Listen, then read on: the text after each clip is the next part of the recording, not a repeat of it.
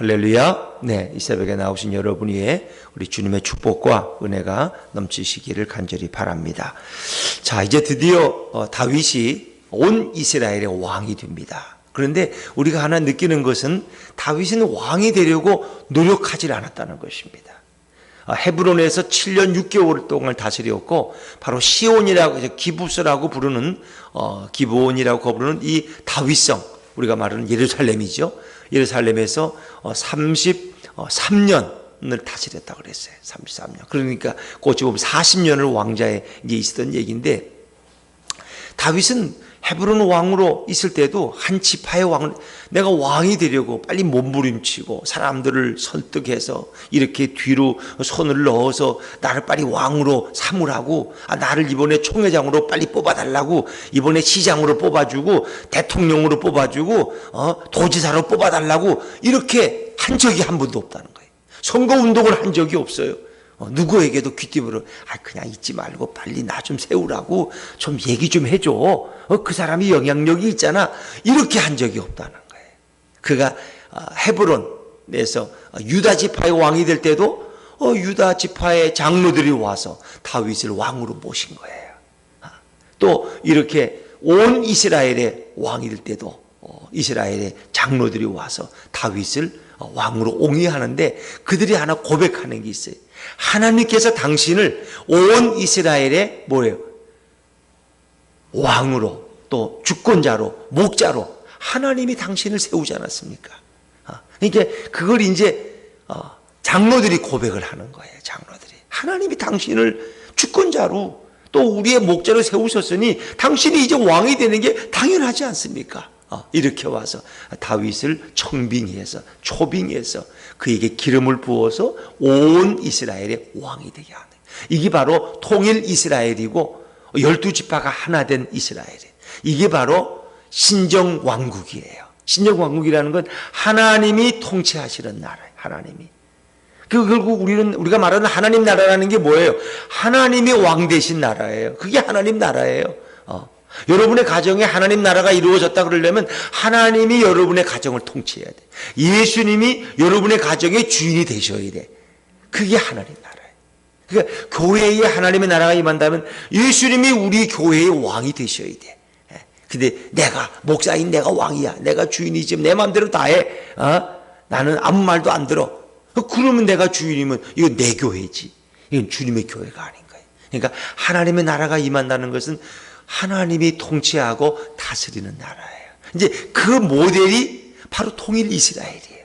그래서 하나님은 다윗을 세워서 그가 하나님의 대리자로서 왕 대신 하나님을 존중히 여기면서 하나님의 뜻대로 그 나라를 다스리도록 한 거예요. 그래서 다윗이 이룬 그 통일 이스라엘 신정왕국이 이 땅에 오실 메시아가 이루실 나라를 우리에게 모델로 보여주고 있는 거예요. 바로.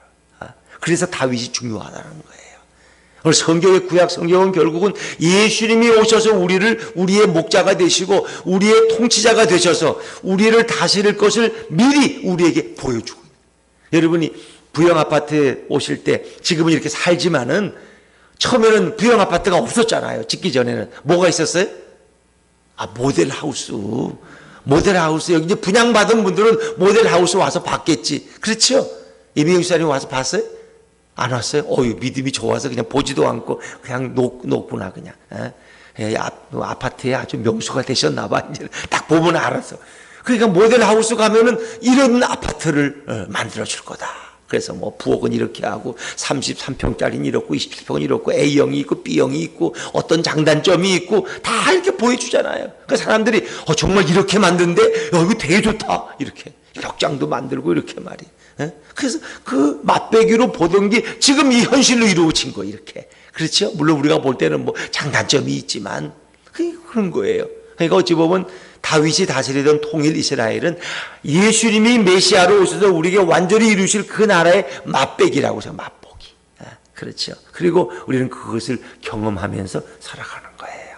그래서 오늘 성경에서 다윗의 위치가 중요하고 다윗이 이루는 통일 이스라엘이 이만큼, 왜? 그것은 이 땅에 오실 메시아 예수님을 가리키고 있고 그가 우리를 이끄실 그 완전한 하나님의 나라의 맛배기로 우리에게 보여주고 있는 그림자다, 예표다, 이렇게 성경은 말씀하고 있는 거예요. 자, 우리 1절 2절 말씀, 1절 2절 말씀을 다시 한번 읽어보죠. 1절 2절입니다. 시작.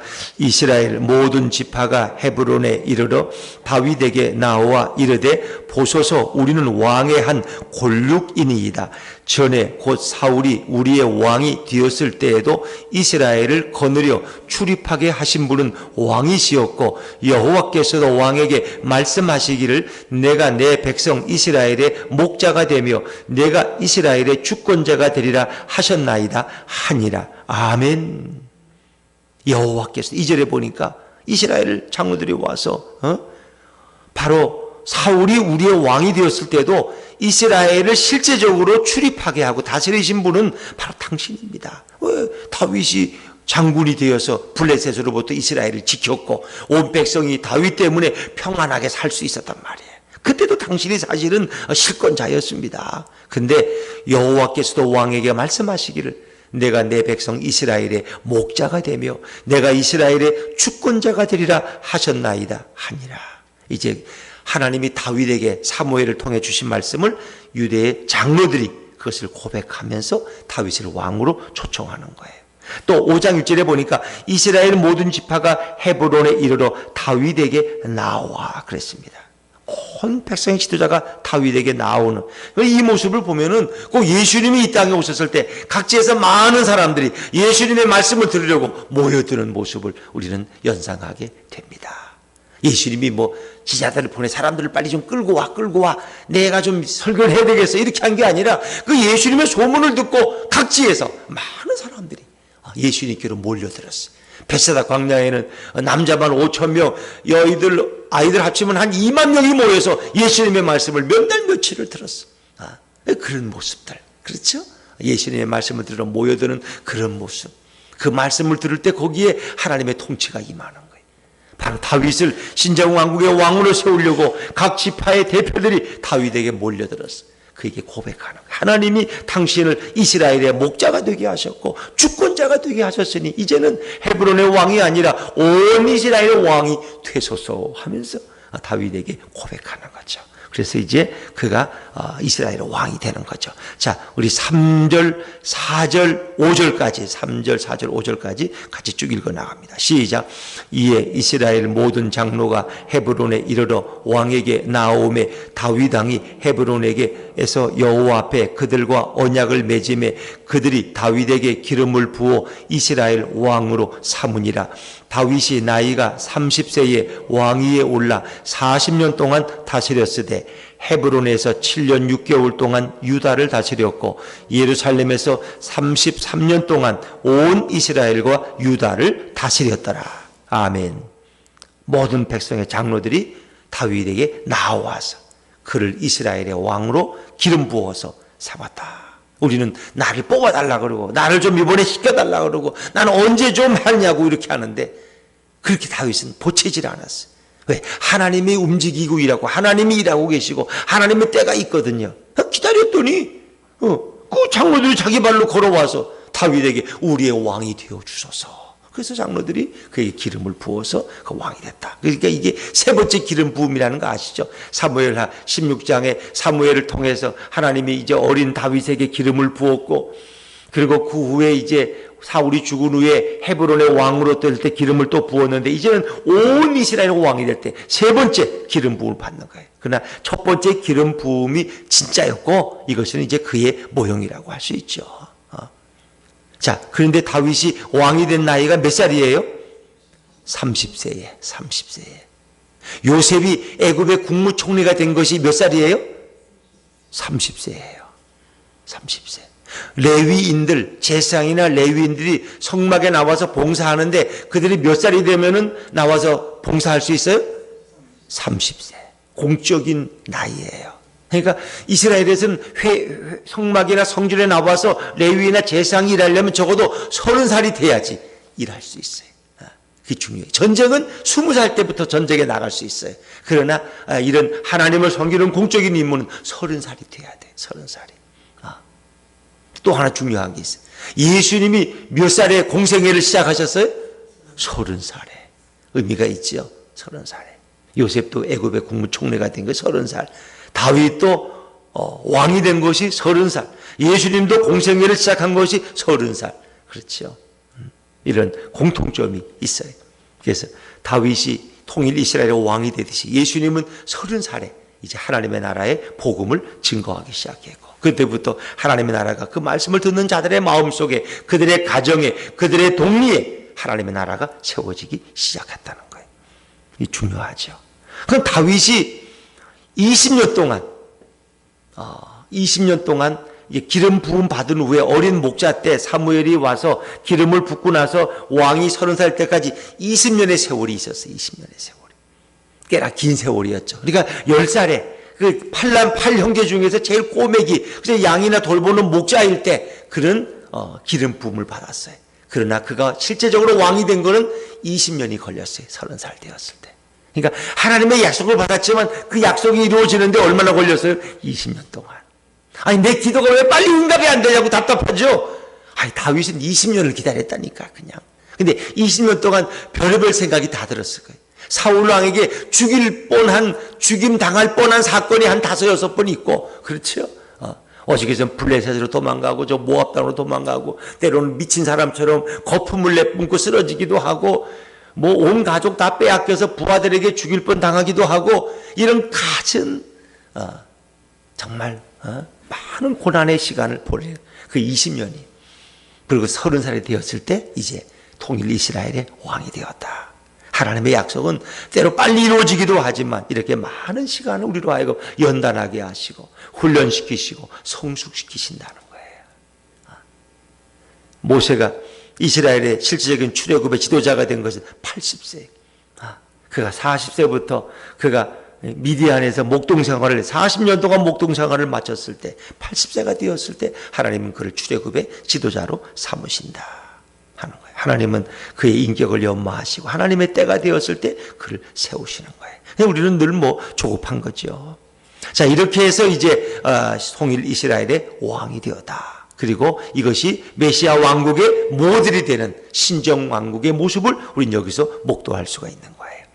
자, 그 후에 이제 어떻게 예루살렘이 이스라엘의 도읍지, 수도 서울이 되었느냐 하는 과정을 설명하는 거예요. 자, 우리 6절, 7절 말씀, 6절, 7절 같이 읽죠. 시작. 왕과 그의 부하들이 예루살렘으로 가서 그 땅 주민 여부수 사람을 치려하매 그 사람들이 다윗에게 이르되 내가 결코 이리로 들어오지 못하리라. 맹인과 다리 저는 자라도 너를 물리치리라 하니 그들 생각에도는 다윗이 이리로 들어오지 못하리라 함이냐. 다윗이 시온 산성을 빼앗았으니 이는 다윗 성이더라. 제가 아까 기부스라 그랬는데 여부스입니다. 제가 잘못 발음했죠. 여부스 성. 이것을 이제 다윗이 빼앗아서 이것을 이름을 시온 산성이다. 혹은 나중에는 예루살렘이다. 이렇게 이름을 붙였지요.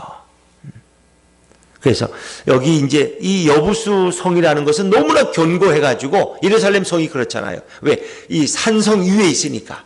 바위 위에 있기 때문에 아무나 침략을 못해요. 그러니까 다윗이 그 여부수 성을 치려하니까 여부수 사람들이 뭐라 그래요? 다윗에게 너가 이리로 올라오지 못하리라. 맹인과 다리 저는 자라도 너를 물리치리라 말이야. 맹인들이 어떻게 전쟁하겠어요? 장애인 절름발이가 어떻게 전쟁을 하겠어요? 그런데 이 성 자체가 너무나 견고하기 때문에 외부에서 공격할 수가 없다는 거예요. 공격할 수가 없다는 거예요. 그러면 실제로 다리 저는 사람, 맹인들을 갖다가 이렇게 성 주위에 갖다가 이렇게 진을 치게 만들었어요. 이게 뭐예요? 다윗을 놀리는 거예요. 근데 다윗이 결국은 여부수성을 점령했어요? 못했어요? 점령했어요. 그것이 시온성이 되고 시온의 영광이 빛나는 아침. 그 시온성이고 또 다른 말이 예루살렘 성이 된 거예요. 예루살렘. 그래서 다윗이 그 성을 빼앗은 후에는 속담이 생겼어. 어떤 속담이냐. 다리 저는 사람과 맹인을 치라고 하는 그런 속담이 생겨가지고 거기서는 맹인과 다리 저는 사람이 집에 들어오지 못한다는 속담이 생겼다. 그것은 왜 여부수 사람들이 다윗을 조롱할 때 그렇게 했기 때문에. 그러니까 사람은 남을 이렇게 자기를 교만해가지고 여기는 절대 안 될 거야. 그렇게 되면 내 술에 장을 지죠. 이런 말 하면 안 된다는 거예요. 내가 아무리 장담하는 것도 결국 무너질 때가 있다는 거예요. 여부수 사람들이 한껏 교만했어. 우리 병사들이 지킬 것도 없어. 맹인과 다리 저린 사람이 성을 지켜도 너는 이 성을 차지하지 못해. 근데 웬걸요? 하나님이 다윗과 함께 하니까 그 강한 여부수 성도 점령하고 그것을 이스라엘의 도읍지인 예루살렘 시온산으로 시온성으로 삼았다는 거죠. 뭐 그런 전통적인 얘기를 설명하고 있는 거죠. 어찌 보면 그렇기 때문에 다윗은 늘 겸손했어요. 늘 겸손해. 하나님 앞에서 그런 늘 자신을 낮추고 자신이 죄인임을 고백하고 늘 주님의 도움을 구했던 사람이 다윗이에요. 거기에 비하면 사울 왕은 조금 잘 되면 그냥 기고만장하고 교만해가지고 하나님의 눈에 보이지 않아.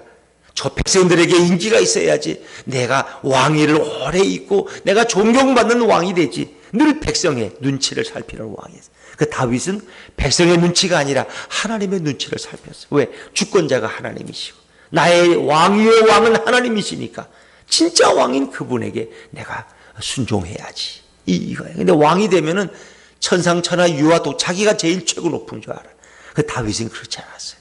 진정한 왕은 바로 여호와 하나님이시고 우리로 보면은 예수님이 우리의 주권자고 우리의 왕이라는 이 고백이 다윗에게 떠나지 아니했던 거죠. 그러고 나니까 이제 다윗이 점점 강성해지는데 그게 바로 하나님이 그와 함께 했기 때문이에요. 자, 10절 말씀을 같이 읽죠. 10절입니다. 시작. 만군의 하나님 여호와께서 함께 계시니 다윗이 점점 강성하여 가니라. 놀라우니래요. 하나님이 다윗과 함께 계셨다. 이 만군의 하나님, 하나님 여호와께서 함께 계시니 다윗이 이 만군의 하나님이라는 거 보여요. 천군 천사의 하나님. 하늘에 이 수만의 군대를 거느리시는 그 하나님이 다윗이 전쟁하려고 그러면 대신 하늘 천사들을 데리고 와서 대신 싸워주시니까 다윗은 전쟁에 나가면 한 번도 패배한 적이 없어요. 점점 강성해지는 거예요. 하늘의 군대를 하나님은 동원하셔서 다윗을 도우셨다. 그걸 야훼 엘로헤 체바오트라고 하는데 만군의 하나님, 천군 천사의 하나님, 하늘 군대의 하나님이 다윗과 함께 계셨다. 그래서 여호와께서 우리와 함께 계신다는 뜻이 뭐예요? 임마누엘. 예수님의 또 다른 이름은 뭐라고요? 임마누엘. 그 이름을 임마누엘이라 하리라. 그 아들을 낳으리니 그 이름을 어디에 보면 임마누엘이라 하리라. 어디에 보면 예수라 하라. 저 백성을 죄에서 구원할 자다. 임마누엘이라 하라. 하나님이 그와 함께 하신다. 그러니까 예수님이 이 땅에 오신 것은 하나님이 우리와 함께 하신다. 여러분이 예수님을 내 인생의 주인으로 왕으로 모신 것은 여러분의 삶에 하나님이 함께 하시는 거예요. 만군의 하나님이 천사들과 함께 여러분과 함께 하시는 거예요. 만군이 천사들이 여러분을 지키시는데 뭐가 두려워요? 코로나가 무서워요? 마스크 안 끼면 또 안 되니까 우리는 껴야 되지만은 만군의 하나님이 우리와 함께 하시는 거예요. 그러니까 우리는 세상이 두렵지 아니하고 주님과 함께 걸어가는 그런 세이 되는 거죠. 만군의 하나님. 그런데 여기에 이제 중요한 게 하나 있는데 정말 다윗이 이렇게 만군의 하나님이 함께 하시는 삶을 살아가기 위해서는 자기 인생의 목적을 바로 알았어요. 하나님이 나 같은 이 어린 목자를 왜 베들레헴의 시골 촌뜨기 소녀를 왜 이렇게 불러서 기름 부으시고 왕으로 세우셨을까? 그 목적을 분명히 알았다는 거예요. 이제 오늘 본문은 아니지만 우리 11절 12절을 한 번만 더 읽고 오늘 마치겠습니다. 11절 12절입니다. 시작. 두로왕 히람이 다윗에게 사절들과 백향목과 목수와 석수를 보내매 그들이 다윗을 위하여 집을 지으니 다윗이 여호와께서 자기를 세우사 이스라엘 왕으로 삼으신 것과 그의 백성 이스라엘을 위하여 그 나라를 높이신 것을 알았더라. 왕이 되니까 또 히람의 왕들이 막 그냥 목수를 보내서 집을 막 져줘. 집 질 생각도 안 했는데 하나님이 그냥 집을 거저 주셨어. 그냥 다윗을 위해서 성을 짓게 하셨어. 다른 사람을 보내서. 이 놀라운 거예요. 아파트 얻으려고 생각도 안 했는데 그냥 하나님이 아파트를 하나 주셨어. 그냥 어떻게 하면은 이제 그 비결이 12절에 있는 거예요. 다윗이 여호와께서 자기를 세우사 이스라엘 왕으로 삼으신 것과 그의 백성 이스라엘을 위하여 그 나라를 높이신 것을 알았더라. 왜 하나님이 자기를 이스라엘 왕으로 세우셨는지 그 이유, 그리고 왜 이스라엘을 위하여 그의 백성 이스라엘을 그 나라를 높이신 그 이유, 왜 이스라엘을 하나님이 이렇게 높이시느냐, 왜 이스라엘 왕이 존경받게 하느냐, 그 이유를 알았다는 거예요.